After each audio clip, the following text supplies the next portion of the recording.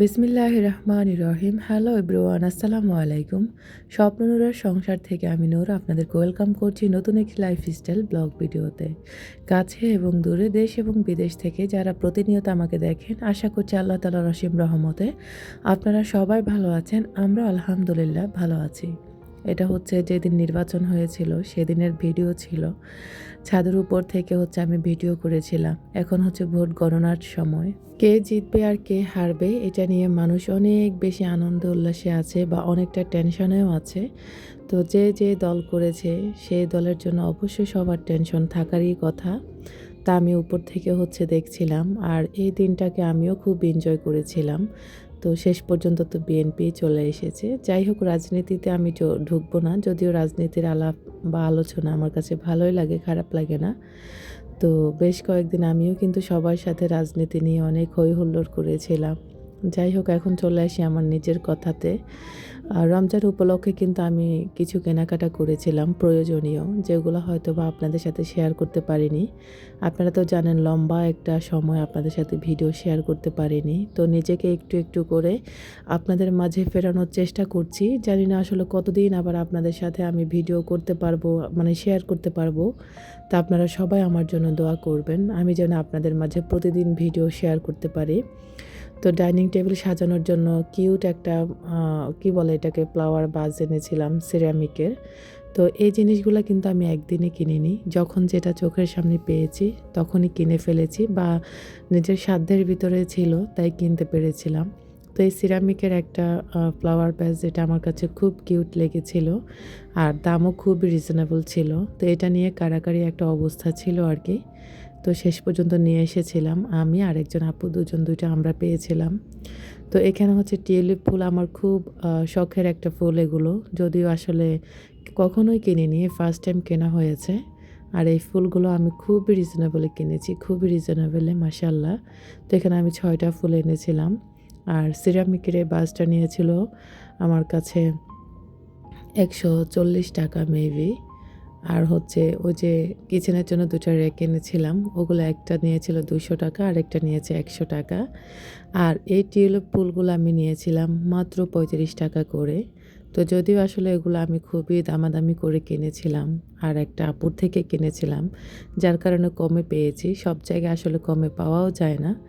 তো এখন আবার আরও একটা জিনিস কিনেছি, আরও কয়েকটা জিনিস। এগুলা কিনেছিলাম, যেগুলো প্রথমে দেখাইছে ওগুলো বেশ কয়েকদিন আগে কিনেছিলাম, শবে বরাতের আগে।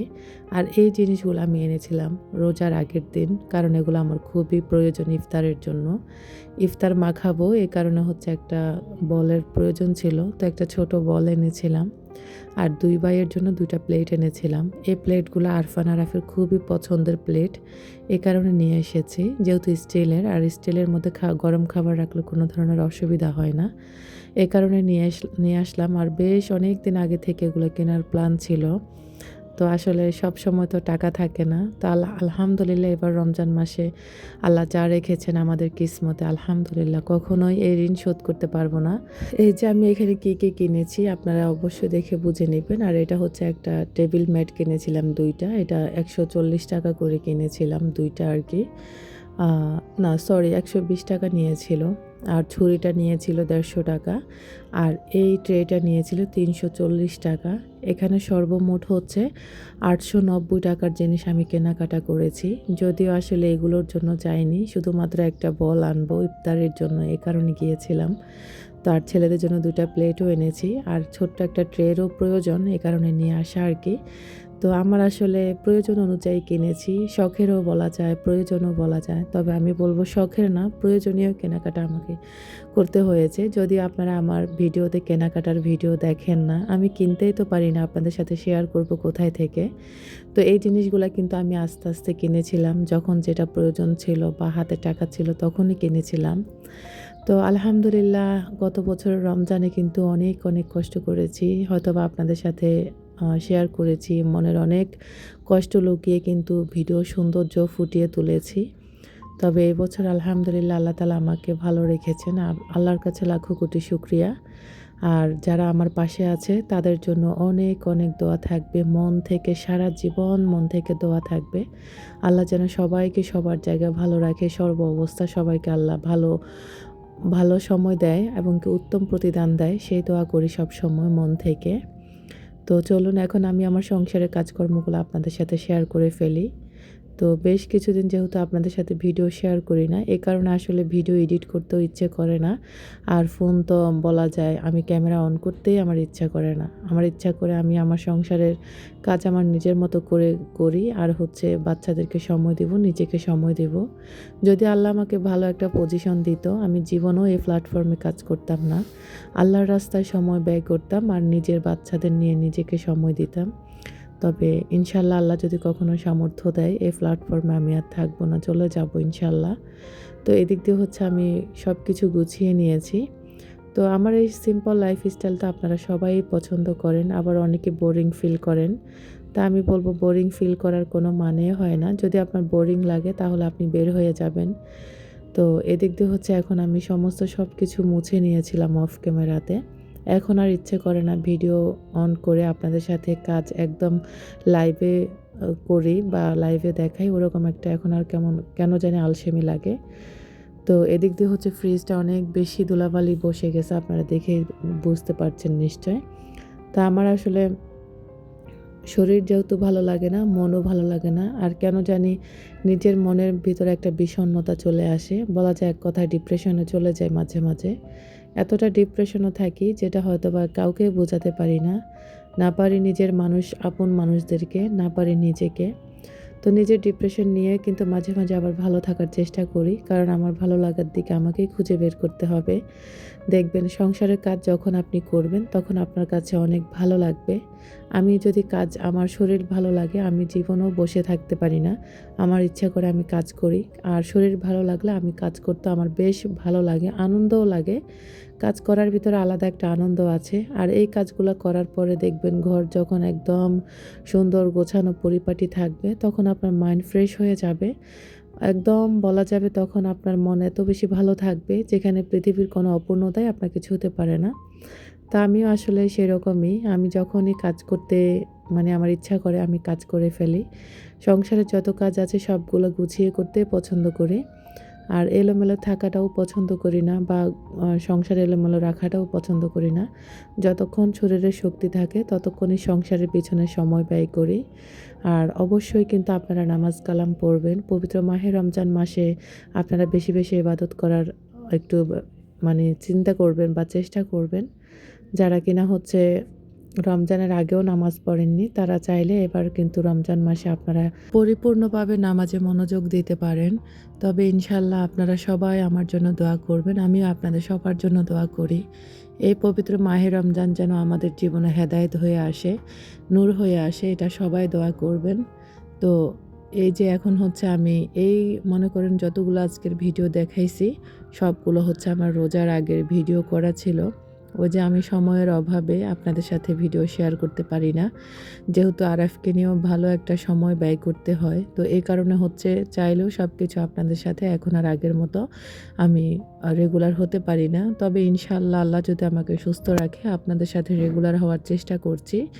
আর নিজেকেও এই জায়গা থেকে এই জায়গাতে আনতেও একটু সময় লাগবে। আমি আসলে রেগুলার এখন আর হতে পারছি না। তবে ইনশাল্লাহ চেষ্টা করব আপনাদের সাথে রেগুলার হওয়ার জন্য। আপনারা আমাকে অনেক অনেক মিস করেন, অনেক অনেক ভালোবাসা দেন। কয়েকজন আপু গতকালকের ভিডিওতে কমেন্ট করেছে, আমার সাথে রাগও করেছে ওনারা। তো আপনাদের ঋণ আমি কখনোই শোধ করতে পারবো না। শুধুমাত্র আপনাদের মতো ভালো মানুষগুলোর জন্যই হচ্ছে এই প্ল্যাটফর্মে আবারও আমি মানে কাজ করা আর কি। যদিও এখানে আমি আপনাদেরকে বারবারই বলি, আল্লাহ তাআলা যদি কখনো আমাকে সামর্থ্য দেয়, আমি এই প্ল্যাটফর্মে থাকবো না ইনশাল্লাহ। আমি মনে করি যেসব আপুরা অযথা সময় নষ্ট করেন এই প্ল্যাটফর্মে থেকে, ভিউ নেই, কোনো কিছু নেই, আপনারা এইসবগুলো বাদ দিয়ে আল্লাহর রাস্তায় সময় ব্যয় করেন। ইনশাল্লাহ আপনাদের সমস্ত মনের আশা আল্লাহ অন্য দিক দিয়ে পূরণ করে দেবেন। তো এদিক দিয়ে হচ্ছে এই ভিডিওটাও ছিল রোজার আগের ভিডিও। তো এখানে হচ্ছে মুরগির চামড়া আমার মা যে দিয়েছিল আরফানের জন্য, মুরগির চামড়া, ঘিলা, কলিজা এগুলো আর কি। তো এগুলাকে দিয়ে আমি হচ্ছে আমাদের নোয়াখালীর বিখ্যাত মরিচ খোলা, ওই মরিচ খোলাই আজকে দেব। তো বেশ কিছু পরিমাণে পেঁয়াজ কেটে নিয়েছি, সাথে শুকনো মরিচ ভিজিয়ে নিয়েছিলাম গরম পানিতে, আর হচ্ছে রসুন, পেঁয়াজ, রসুন আর শুকনো মরিচ এভাবে পানি দিয়ে ব্লেন্ড করে নিয়েছি। ঝালটা আপনারা আপনাদের ইচ্ছা মতো দিতে পারেন। যে বেশি ঝাল খাবেন সে বেশি দিবেন, যে কম ঝাল খাবেন সে কম মরিচ দিবেন। তো এখন হচ্ছে আমি আগে থেকে এই মুরগির গিলা, কলিজা, চামড়াগুলাকে ভালো করে পরিষ্কার করে নিয়েছি। আর এখন হচ্ছে আমি ওগুলাকে রান্না করে নেব। তো অনেক সময় কিন্তু আমি রান্না সহজ হওয়ার জন্য কিন্তু এভাবে রান্না বসিয়ে দিই। তো অনেকে আবার অনেক কিছু মনে করেন, অনেকের কাছে ভালো নাও লাগতে পারে। এটা স্বাভাবিক ব্যাপার। তো এদিক দিয়ে হচ্ছে আমি সব কিছু একসাথে দিয়ে দিলাম। যেমন তেলের মধ্যে হচ্ছে আমি মুরগির চামড়াগুলো দিয়ে আদা রসুন দিলাম। তারপরে হচ্ছে মশলার গুঁড়া দিলাম। এরপরে হচ্ছে দারচিনি আর এলাচি দিয়ে, এলাচি না সরি তেজপাতা দিয়ে ভালো করে নেড়ে চেড়ে হচ্ছে মুরগির এই চামড়াগুলাকে কষিয়ে নেব। মশলা আর মুরগির চামড়া ভালোভাবে কষিয়ে নেব। যতক্ষণ না হচ্ছে একদম ভালো করে কষানো হবে। আর এগুলো যেহেতু মুরগির চামড়া একটু বাজে স্মেল থাকবে, এ কারণে ভালো করে হচ্ছে তেলের মধ্যে ভেজে নিলে স্মেলটা আর থাকে না। আমি কিন্তু এখানে কোনো ধরনের পানি অ্যাড করিনি প্রথমে। একদম যখন ভাজা ভাজা হয়ে কমে এসেছে তখনই একটু পানি দিয়েছি, যাতে করে মশলাগুলা মুরগির চামড়ার ভিতরে ঢুকে আর হচ্ছে একটু সিদ্ধ হয়ে যায় আর কি। তো ওই পানিগুলা দেওয়ার পরে আবারও ভালো করে কষিয়ে নিয়ে একদম ভাজা ভাজা করে এখন উপর থেকে যে আগে থেকে ব্লেন্ড করে রেখেছিলাম মরিচ, তারপরে হচ্ছে রসুন আর পেঁয়াজ, সেগুলো উপর থেকে দিয়ে আবারও হচ্ছে মুরগির চামড়ার সাথে ভালো করে নেড়ে চেড়ে নেব। আমার এই মরিচ খোলাটা আপনারা অনেকেই পছন্দ করেছেন। একবার আমি ইলিশ মাছ দিয়ে একটা ভিডিওতে শেয়ার করেছিলাম। ইলিশ মাছ দিয়ে আমি হচ্ছে মরিচ খোলা দিয়েছিলাম। এগুলো আসলে অনেক আপুরা করে খেয়েছেন। তো এবারও কিন্তু আপনারা চাইলে মুরগির চামড়া দিয়ে করে খেতে পারেন। যে কোনো ছোট মাছ দিয়ে বা যে কোনো বড় মাছ দিয়ে আপনারা এভাবে হচ্ছে মুরগির বলা যায় মরিচ খোলার রেসিপিটি আপনারা করে খেতে পারেন। অসম্ভব লোভনীয় আর মজাদার হয়। একদম মুখরোচক একটা রেসিপি। আপনাদের যাদের মুখে রুচি থাকবে না তারা এই রেসিপিটা করে খাবেন। ইনশাআল্লাহ আপনাদের মুখে রুচি চলে আসবে। তো এই ভিডিওগুলো ছিল সম্পূর্ণ আমার রমজানের আগের ভিডিও। আজকের মতো এখানে বিদায় নিচ্ছি। দেখা হবে নতুন কোনো ভিডিওতে। আল্লাহ হাফেজ। আসসালামু আলাইকুম।